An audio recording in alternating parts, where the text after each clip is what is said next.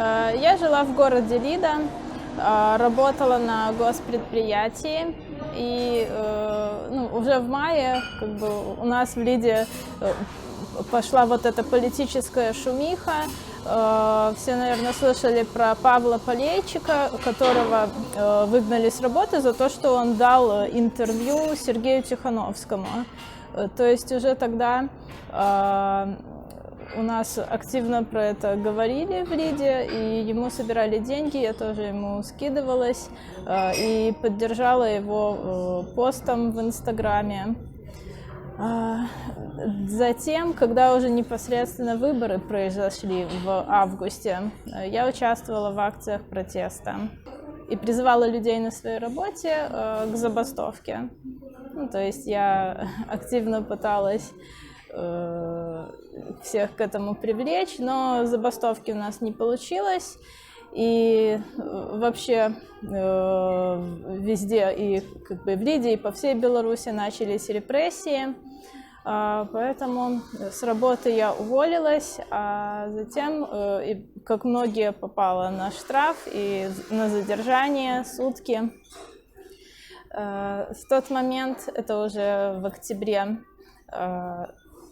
известный тоже человек Витольд Ашурок находился в ЦИП.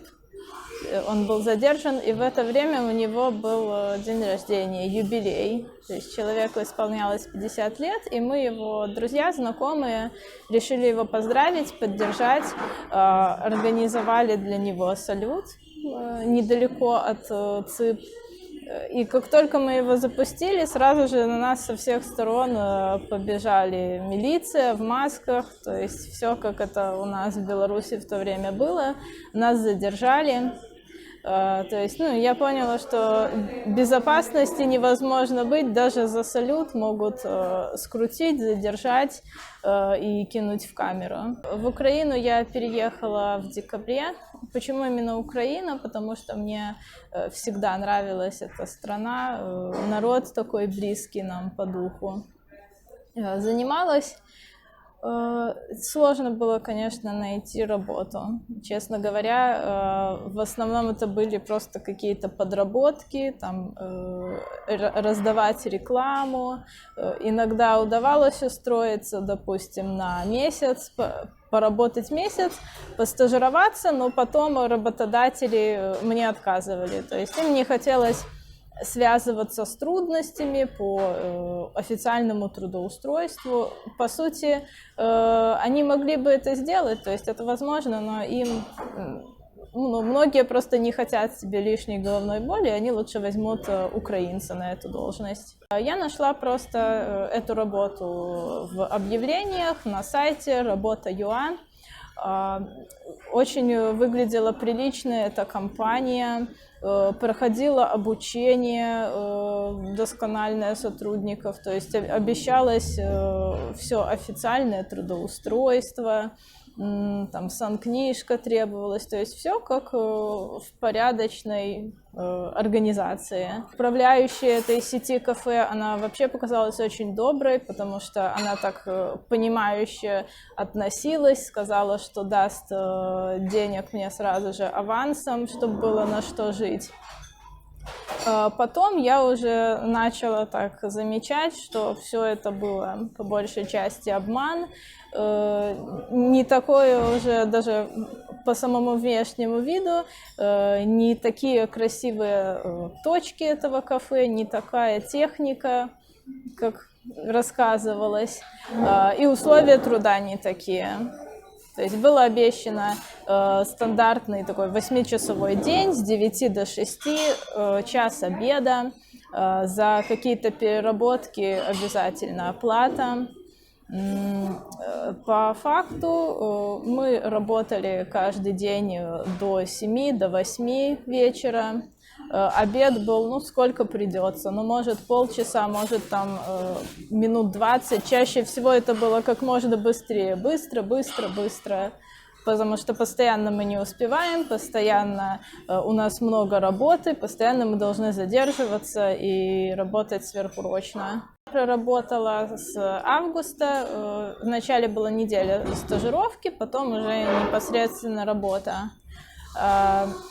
Сразу же после вот моего аванса 500 гривен сама зарплата выплачивалась позже, то есть постоянно она задерживалась на 5 дней, на неделю, то есть того обещанного день в день не было. А в сентябре я узнала, что еще и размер зарплаты, то, что нам был обещан, тоже не такой. То есть по условиям, когда меня брали на работу, за первый месяц нам должны были платить 500 гривен за смену, второй месяц 600 гривен за смену и далее по 700. По факту же нам всегда платили просто без всякого расчетного, без каких-то документов, просто вот отдавали в руки на 1000, не в день зарплаты, а просто в какой-то день. Остальное, когда будет, спрашиваешь, будет завтра, потом будет через неделю. И никаких документов за это время я и не видела, чтобы где-то мы расписывались, ставили там роспись или получали расчетный, что нам уплачена зарплата. В октябре уже я решила, что больше я там работать не буду, это мне все надоело, сплошной обман. Я решила уволиться. Я заранее сначала предупредила, за 2 дня, что я буду увольняться. Мне сказали: хорошо, приходи в понедельник, поговорим. И в понедельник, когда я пришла поговорить с управляющей о том, что я хочу уволиться, мне сказали: а ты уже уволена. И следом сказали: да ты тут вообще никогда не работала, иди отсюда, и нецензурный текст, то есть иди отсюда на 3 буквы. Я, конечно, не ушла, я сказала, что я без своих денег не уйду.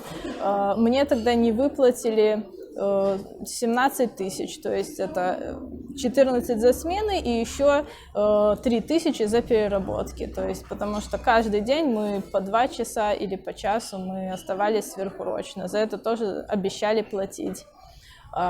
Денег мне никто не собирался платить.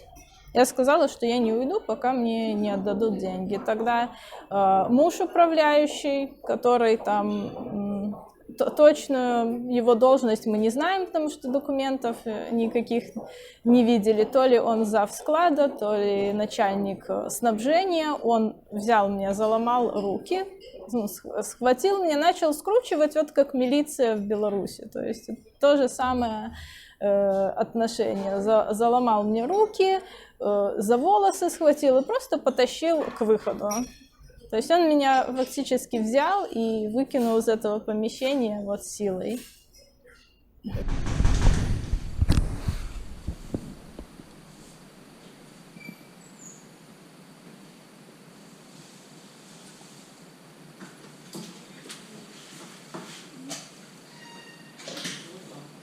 Кто там? Выходите, пообщаемся с вами.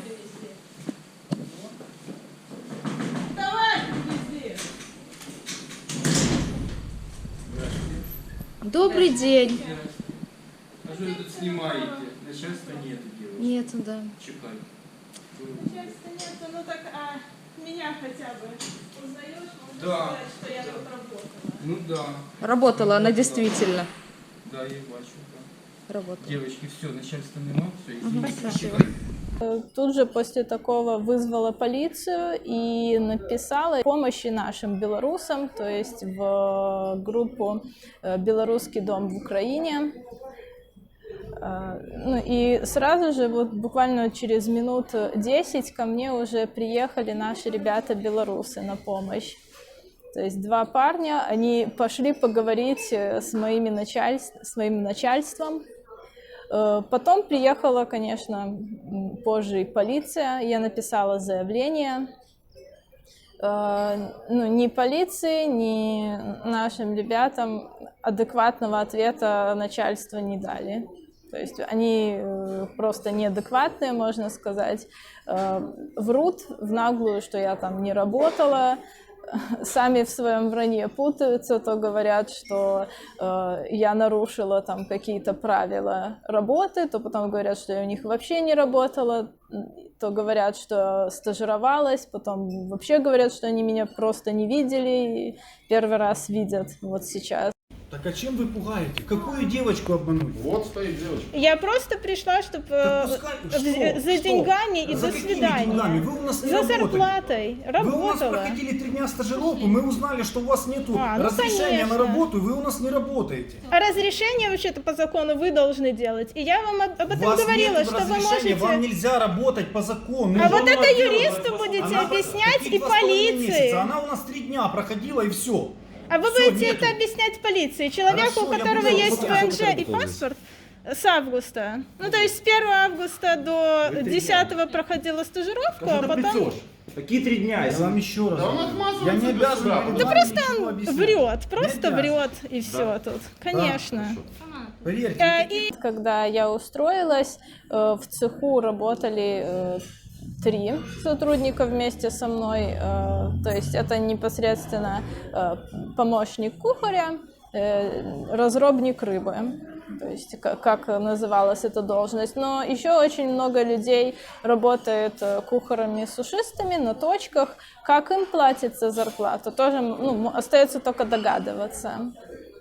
Конечно, абсолютно не то. То есть сразу бросилось в глаза, что, казалось бы, такая серьезная фирма, как они себя позиционировали, а все вот столы, там витрины такое потертые, далеко не новое. Но это первое впечатление, потом, конечно, видишь еще больше. Из-за того, что людей не хватает, просто вот, как говорится, нет времени поднять головы, уборку нормальную тоже нельзя провести. То есть генеральная уборка должна быть каждую неделю, то есть нас так учили, что на стажировке вы будете каждую неделю убирать по факту, когда есть время, а времени нет никогда. То есть вот такая и уборка была на точках, и в цеху по качеству.